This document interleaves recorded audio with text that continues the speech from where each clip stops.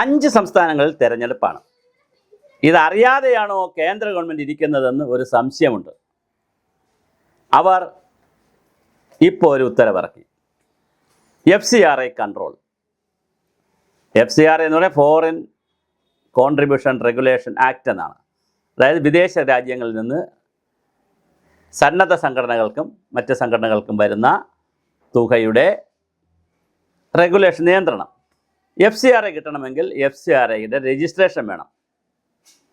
ആഭ്യന്തര വകുപ്പ് അറിയണം ഏത് രാജ്യത്തുനിന്ന് ഏത് സംഘടനയ്ക്ക് പൈസ വന്നു. റിസർവ് ബാങ്ക് അറിയണം. അതുപോലെ തന്നെ വിദേശകാര്യ വകുപ്പ് അറിയണം. വിദേശകാര്യ വകുപ്പ്, ആഭ്യന്തര വകുപ്പ്, റിസർവ് ബാങ്ക് ഇവരെല്ലാം അറിഞ്ഞാൽ മാത്രമേ വിദേശ രാജ്യങ്ങളിൽ നിന്ന് പൈസ കൊണ്ടുവരാൻ കഴിയുകയുള്ളൂ. പക്ഷേ ഇവിടെ ഒരു ചെറിയ നന്മയുമുണ്ട്, കുഴപ്പവുമുണ്ട്. നന്മ എന്തെന്നാൽ വിദേശ രാജ്യങ്ങളിൽ നിന്ന് വരുന്ന പണം തീവ്രവാദത്തിനും മതഭീകരവാദത്തിനും ഒക്കെ ഇവിടെ വരുമായിരുന്നു. സന്നദ്ധ സംഘടനകൾ, കടലാസ് സംഘടനകളുടെ പേരിൽ വരെ വരുമായിരുന്നു. പള്ളി സംഘടനകളുടെ പേരിൽ വരും. പള്ളി സംഘടനകൾ കടലാസ് സംഘടനയല്ല, അവർ നല്ല സംഘടനയാണ്, അവർക്ക് FCR രജിസ്ട്രേഷൻ ഉള്ളവരാണ്. പക്ഷെ അവരെ പേരിലും വരും, അവരെ ബിനാമി പേരിലും വരും. യോഹന്നാനൊക്കെ വരുമായിരുന്നു, നല്ല പൈസ വരുമായിരുന്നു. മാതാ അമൃതാനന്ദമയി മഠത്തിന് വരുമായിരുന്നു FCRA പൈസ.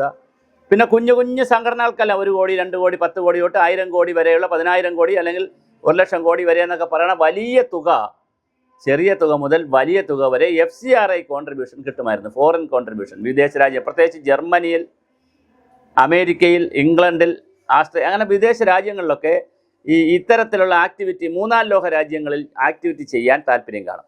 അങ്ങനെ പണം കൊടുക്കും. ഇതിൽ വലിയ പണമാണ് പാകിസ്ഥാനിലേക്ക് പോകുന്നത്. പക്ഷേ പാകിസ്ഥാനിലേക്ക് പോകുന്ന അല്ലെങ്കിൽ ബംഗ്ലാദേശിലേക്ക് പോകുന്ന, ശ്രീലങ്കയിലേക്ക് പോകുന്ന പണത്തിൻ്റെ വലിയൊരു വിഭാഗം മത തീവ്രവാദ പ്രവർത്തനത്തിനും മതപരിവർത്തനത്തിനുമാണ് ചെയ്യുന്നത്. കലാപങ്ങൾക്കും മറ്റു കാര്യങ്ങൾക്കും വേണ്ടിയിട്ടാണ്. അതുപോലെ ഇന്ത്യയിലും കേരളത്തിലും ഇത് വരും. ഇതിൻ്റെ ഒരു വലിയ ദോഷമാണ് അങ്ങനെ വരുന്നത്. പക്ഷെ നന്മ എന്തെന്ന് പറഞ്ഞാൽ, ഈ നിയമം കൊണ്ടുവന്നുള്ള നന്മ ഞാൻ പറയും. നിയമം കൊണ്ടുവന്നുള്ള ദോഷം എന്തെന്ന് പറഞ്ഞാൽ, ക്ലിയറായി ലൈസൻസോടുകൂടി കൃത്യമായി റൂൾസ് ആൻഡ് റെഗുലേഷൻസ് പാലിച്ചുകൊണ്ട്, ആക്റ്റും റൂൾസൊക്കെ പാലിച്ചുകൊണ്ട് പൈസ മേടിക്കുന്ന, കൃത്യമായ റിട്ടേൺസ് കൊടുക്കുന്ന സംഘടനകൾക്കും ഇതൊരു പാരക പറഞ്ഞിട്ടുണ്ട്. എന്തായാലും ഇതിൽ ക്രിസ്തീയ മിഷണറിമാരും ക്രിസ്ത്യൻ പള്ളിക്കാരും വലിയ അസ്വസ്ഥരാണ്. കാരണം അവർക്ക് വലിയ തോതിൽ FCRA കിട്ടുന്നവരാണ്. അത് കിട്ടാതെ ഇരിക്കുന്ന ഇവിടെ കേരളത്തിൽ ഹിന്ദു സംഘടനകൾക്ക് വലുതായിട്ട് കിട്ടുന്നില്ല. ആകപ്പാടെ മാതാ അമൃതാനന്ദമയി മഠത്തിനാണ് കിട്ടുന്നത്. ബാക്കി ആർക്കൊന്നും വലുതായിട്ട് കിട്ടുന്നില്ല. കേരളത്തിൽ അങ്ങനെ ഹിന്ദു സംഘടനകളില്ലല്ലോ.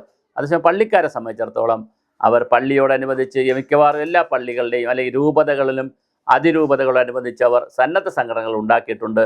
ആ സന്നദ്ധ സംഘടനകൾ ഡെവലപ്മെൻറ്റ് ഏരിയയിലും ക്ഷേമപ്രവർത്തനത്തിലും ആരോഗ്യത്തിലും വികസന രംഗത്തുമൊക്കെ നന്നായി ഇടപെടുന്ന സംഘടനകളാണ്. നല്ല സംഘടനകളാണ് പലതും. അവർ മോശക്കാരൊന്നുമല്ല. പക്ഷേ അവർക്ക് FCRA കിട്ടിയാൽ, അവർക്ക് ഒരു നിയന്ത്രണമില്ലാതെ കിട്ടിയാൽ ഒരുപാട് പണം അവർക്ക് കിട്ടും. സന്തോഷത്തോടു കൂടി അവർക്ക് ഈ പണം ചിലവാക്കാൻ പറ്റും. പക്ഷേ ഇപ്പോൾ കർശനമായ നിയമങ്ങളാണ് അതിനകത്ത് കൊണ്ടുവന്നിരിക്കുന്നത്. ഇങ്ങനെ കൊണ്ടുവരുന്നതിനുള്ള കാരണം ഞാൻ പറഞ്ഞു. ഒന്ന്, മതപരിവർത്തനത്തിൻ്റെ വിഷയമുണ്ട്. അതുപോലെ തന്നെ മതഭീകരവാദത്തിൻ്റെ വിഷയമുണ്ട്. അതുപോലെ തന്നെ കള്ളപ്പണം ഇതിൻ്റെ പേരിൽ ഒഴുകുന്നതിൻ്റെ പ്രശ്നങ്ങളുണ്ട്. അൺഅക്കൗണ്ടഡ് മണിയുണ്ട്, അൺആതറൈസ്ഡ് മണിയുണ്ട്.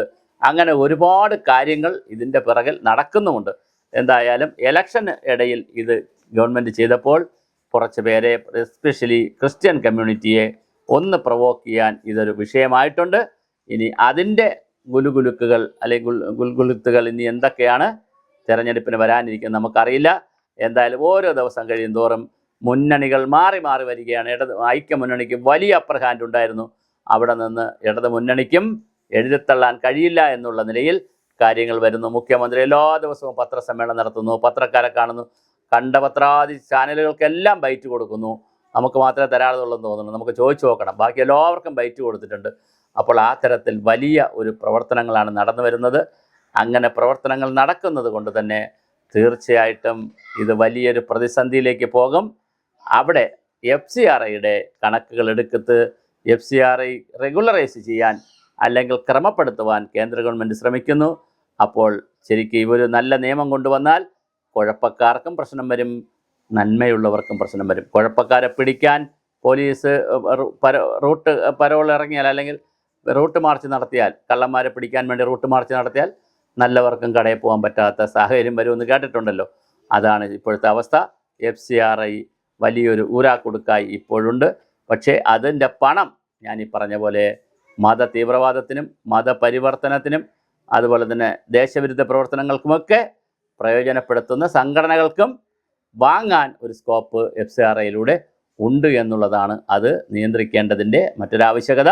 അപ്പോൾ ജെനുവിനായി ചെയ്യുന്നവർക്കും ഇത് കിട്ടുന്നില്ല എന്നുള്ളത് അത് ഫിൽട്ടർ ചെയ്ത് വാങ്ങിച്ചു കൊടുക്കാനുള്ള സംവിധാനമാണ് കേന്ദ്ര സർക്കാർ ചെയ്യേണ്ടത്.